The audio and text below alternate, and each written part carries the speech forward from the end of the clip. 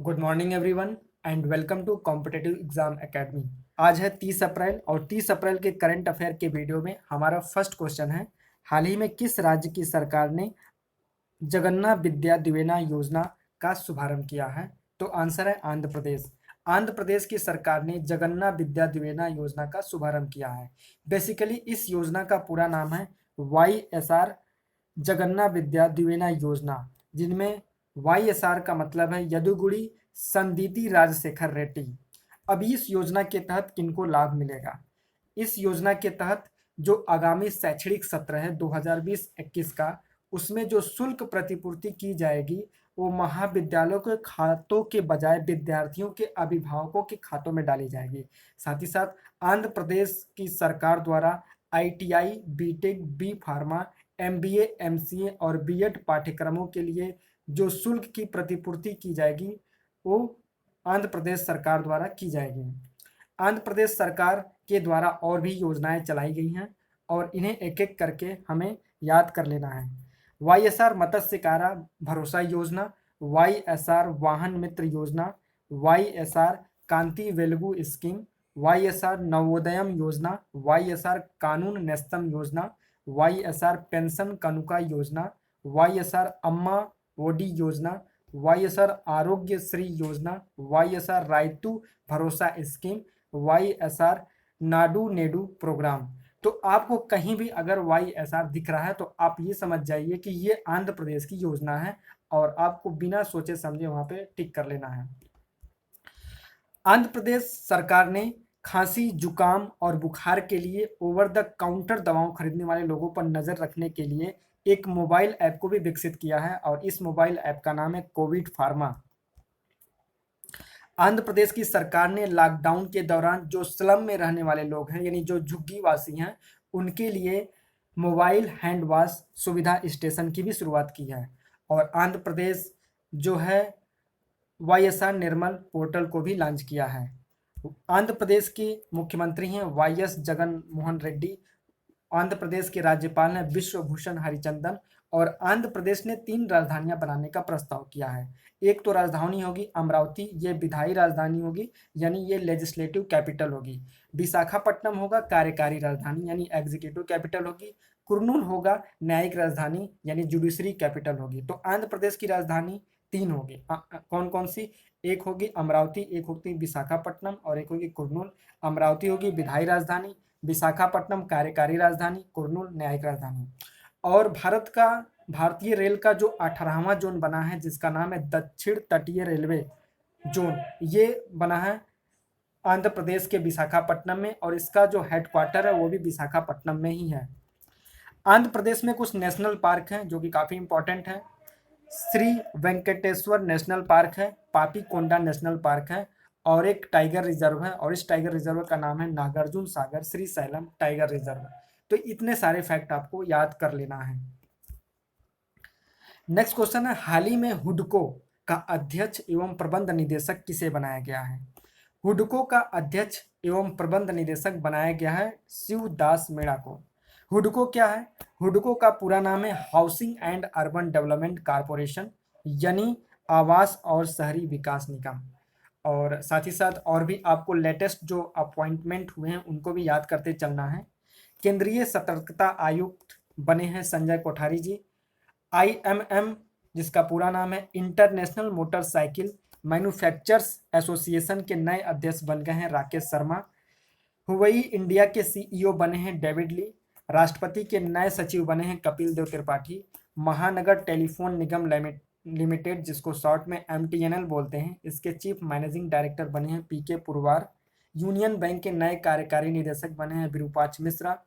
IMF के MD के सलाहकार समूह में शामिल किए गए हैं रघुराम राजन जी, जो RBI के पूर्व गवर्नर रह चुके हैं।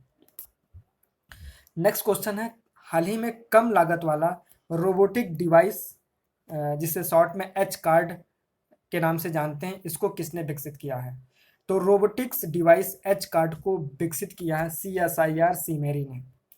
और H कार्ड का पूरा नाम है hospital care assistive robotic device. और इस रोबोटिक डिवाइस का उपयोग कोविड-19 के मरीजों से नमूना संग्रह करने और उपचार करने के लिए किया जाएगा। ये जो आपको फोटो दिखाई जा रही है, ये अभी अभी जो CSIR और सीमेरी द्वारा जो एच कार्ड बनाई गई है, ये उसी का ही फोटो है।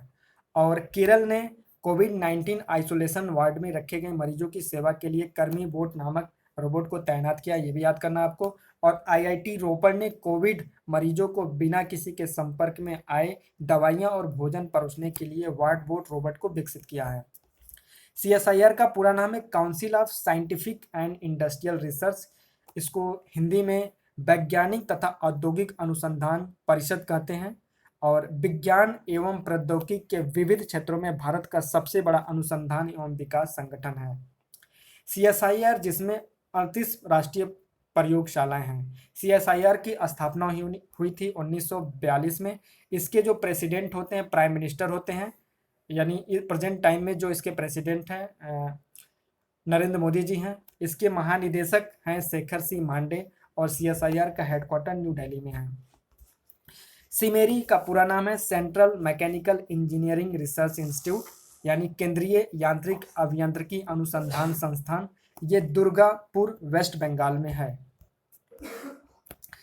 और आपको ये भी याद करना है, CSIR और NCL ने डिजिटल IR थर्मामीटर विकसित करने के लिए बेल कंपनी के साथ साझेदारी की है। NCL क्या है? NCL CSIR में एक लेबोरेटरी है, और इसका नाम है नेशनल केमिकल लेबोरेटरी। ये कहाँ पे है? पुणे में है।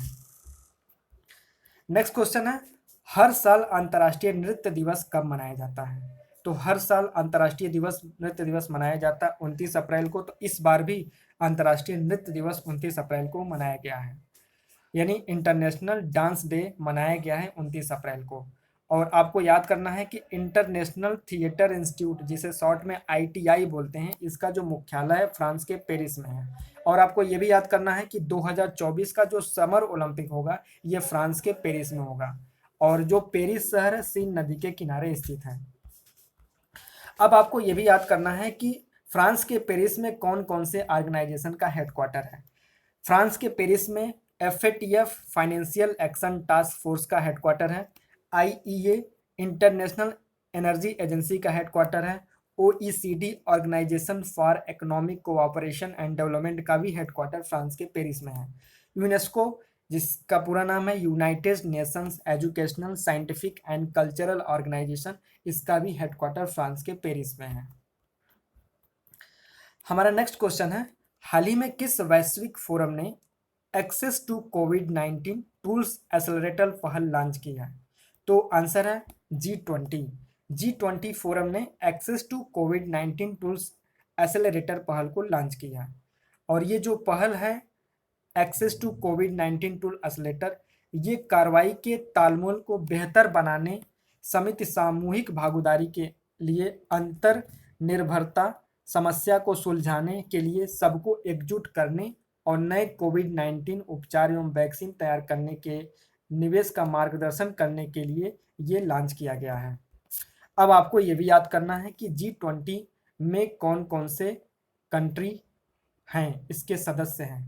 तो G20 19 देशों और यूरोपियन यूनियन का एक अंतर्राष्ट्रीय फोरम है, और इसमें विश्व की सबसे बड़ी अर्थव्यवस्थाएं शामिल हैं। और कौन कौन से देश हैं? Australia, Canada, Saudi Arabia, United States, India, Russia, South Africa, Turkey, Argentina, Brazil, Mexico, France, Germany, Italy, United Kingdom, China, Indonesia, Japan, South Korea. ये जो देश हैं ये G20 के मेंबर हैं। अब आपको ये भी याद करना है कि जो शिखर सम्मेलन होने वाले हैं, ये कहाँ पे होने वाले हैं G20 का। तो सबसे पहले आप बात करें हम, तो G20 शिखर सम्मेलन 2019 का हुआ था जापान के ओसाका में, लेकिन G20 शिखर सम्मेलन 2020 का होगा सऊदी अरबिया के रियाद में।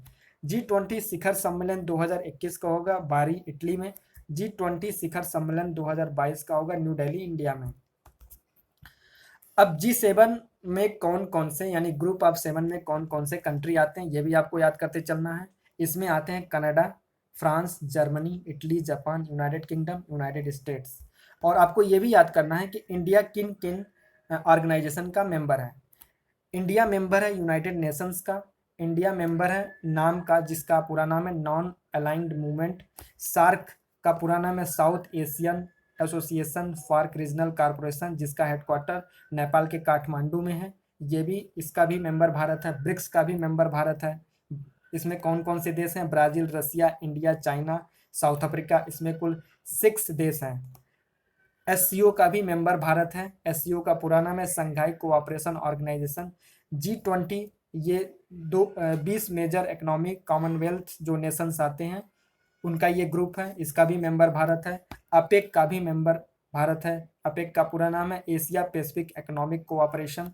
FATF financial action task force, हमने देखा इसका हेडक्वार्टर फ्रांस के पेरिस में, अभी हमने ऊपर देखा। एमटीसीआर, जिसका पूरा नाम है मिसाइल टेक्नोलॉजी कंट्रोल रिजिम, इसका भी मेंबर भारत है।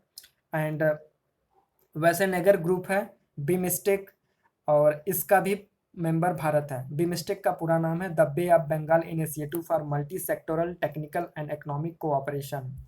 अब आपको ये याद करना है कि इंडिया किन का मेंबर नहीं है। तो UNSC, NSG, G7 group, ASEAN countries and NATO का मेंबर नहीं है भारत। नेक्स्ट क्वेश्चन है, एडीबी ने भारत को कोविड-19 तत्कालीन प्रयासों के लिए कितने ऋण देने की मंजूरी दी है? तो एडीबी यानी एशियन डेवलपमेंट बैंक ने भारत को कोविड-19 तत्कालीन प्रयासों के लिए कुल 1.5 अरब डॉलर ऋण देने की मंजूरी दी है। एडीबी एशियन डेवलपमेंट बैंक, इसका हेडक्वार्टर फिलीपींस के मनीला में है और इसके अध्यक्ष जो है मात्सुको असाकावा हैं। एडीबी की स्थापना हुई थी 1966 में।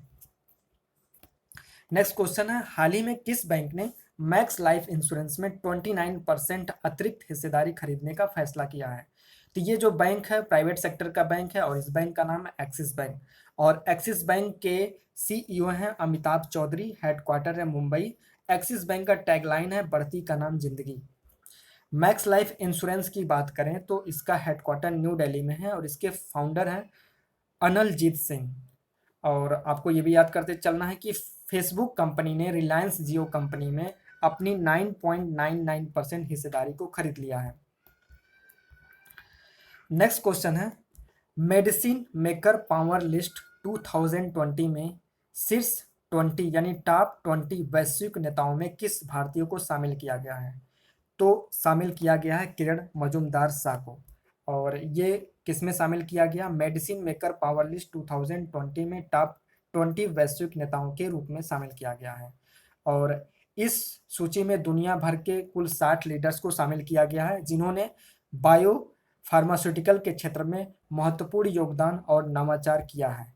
ये जो आपको फोटो दिखाई जा रही है ये किरण मजूमदार शाह जी हैं और ये बायोकॉन की संस्थापक एंड एमडी हैं यानी मैनेजिंग डायरेक्टर हैं।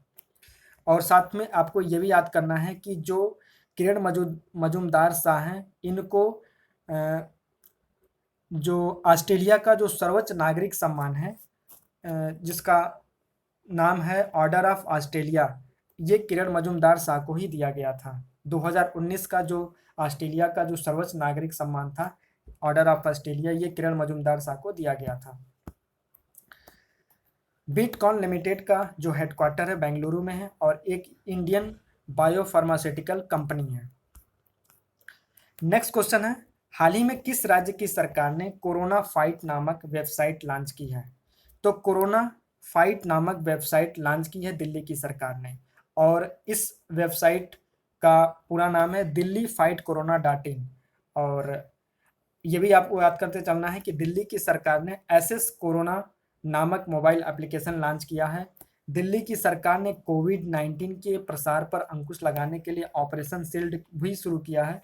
दिल्ली की सरकार ने कोरोना वायरस के प्रसार से निपटने के लिए 5T योजना को भी शुरू किया है। 5T में कौन कौन से बिंदु हैं?